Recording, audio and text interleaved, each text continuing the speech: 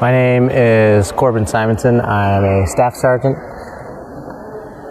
am a radar Airfield Weather Systems technician and a landing zone safety officer at the 1st Combat Communications Squadron. Yeah, so we have been here since the 7th. We came out and set up our individual tents out in the grass field next to the hangar, and immediately started doing our inventories, setting up tents for the main body support, and getting ready to use our TACAN system and doing assessments of the landing zone, where we'll go out and drop DCPs after we drill through the asphalt and make sure that it's still hard enough for an aircraft to land. We're just recertifying or reassessing the survey that we have. Perfect.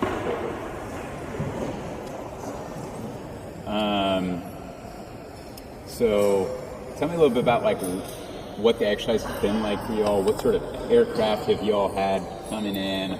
Walk me through basically what you do as an LZSO when an aircraft's coming in to land. Okay, so it's been really fun.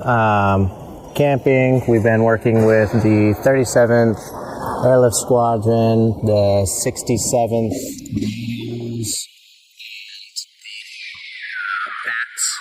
which is a German and French binational aerial transport squadron, and they all have C-130J models that we have been speaking to the pilots and relaying information about the landing zone to let them know that it is indeed safe for them to land. So. Gotcha.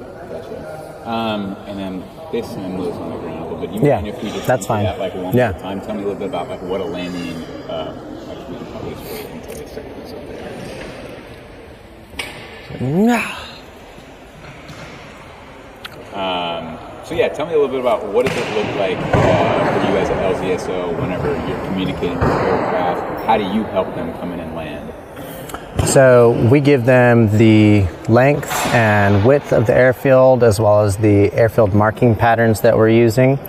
At this particular space, we use an AMP2 configuration or a box-in-box, and then some of the customers will request covert operations, so we will mark the panels with infrared lights, so the pilot will come in lights out and with night vision goggles on, then land the aircraft. Or we had a special event this time around where the 37th came in as a flight and then landed as a flight using light gun signals, simulating no-com landings or emergency procedures, essentially.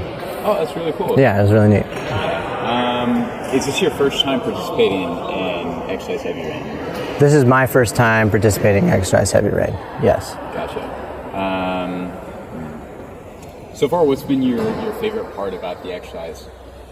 It's been the camaraderie. We've had 6 people camping outside in really cold, wet environment, and then the ops tempo that comes along with that. And so it's always the aircraft are coming in, so hurry up, and everybody knows what they're doing. So the team flows together, and then living in close quarters like that gives us the opportunity to really form. Yeah, of course. So tell me a little bit about why is it important for all of y'all to get together to do an exercise like this? As far as everybody that's here, all the components. In your unit, all of the. Oh yeah, absolutely. Why is it important for you all to get together in an exercise environment like this to test your skills? So it's really important for us to do that because we would come in after the base has been sort of established, we're going to be follow-on forces bringing all of the expeditionary comm equipment and different services to the base. So the landing zone safety officers are assessing the survey of the airfield and ensuring safety of flight for the aircraft, while the communications personnel are able to use their different platforms to communicate with aircraft and communicate back to the AOC. So it increases our ability to communicate with headquarters. Gotcha, copy. You had a little stumble there towards the beginning. Could we start that one portion where you were talking about the... Assess the survey? Yeah. Okay. So it's really important for us to get out and... if we were to deploy to a location, we would go out.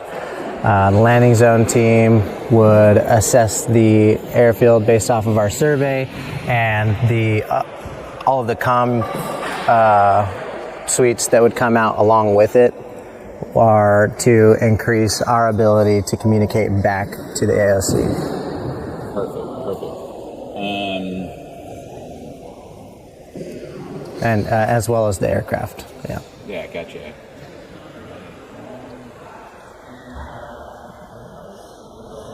So how do you think exercises like this tie into lethality and readiness as a whole for our Air Force?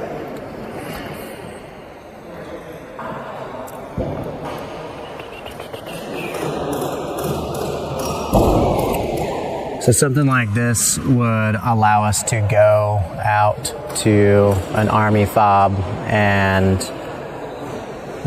that was previously controlled by Army or being turned over and they're trying to ramp up services and maybe stay a little bit longer if we decide that we want to have a foothold in that region or area for sustained period of time. This gives us that ability.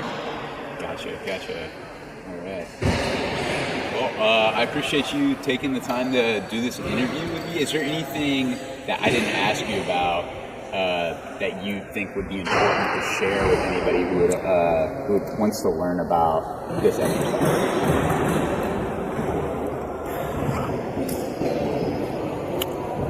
It's a very unique situation. I believe that this is the first time that the Radar, Airfield, and Weather Systems team has been this involved in it with our LZSOs and all of our NAVAIDs. So our TACAN at Gross and Quinn, and then our TACAN here, as well as our MSN-7 mobile tower. We have been working pretty diligently to get our TRN 47 version 3 a flyability check, and it hasn't worked out just yet. There's always something that seems to be stopping us, but once that is approved, then we could do LZs in this kind of weather that we're having, where it's inclement, low visibility, and that would really increase the amount of airflow that we could get to a location. Gotcha. Could I actually have you step in forward just about like right there? Yeah. Just realizing I think we might have over just a little bit. Right there is perfect.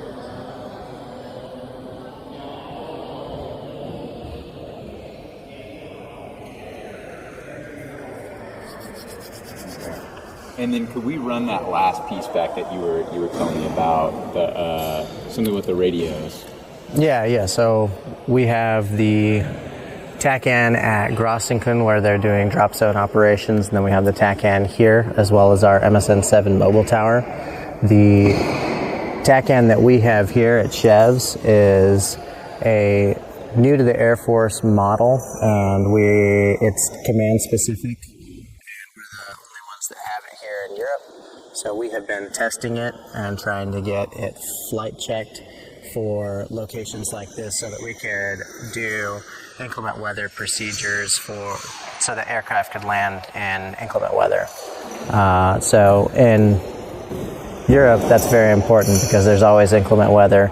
It's called IFR, Instrument Flight Rules, and that's what the aircraft has to use when the visibility is below 3 miles and the cloud ceilings are less than 1,000 feet. That's when we would employ one of these TACAN systems. So that would increase our airflow to our bases wherever we're trying to go.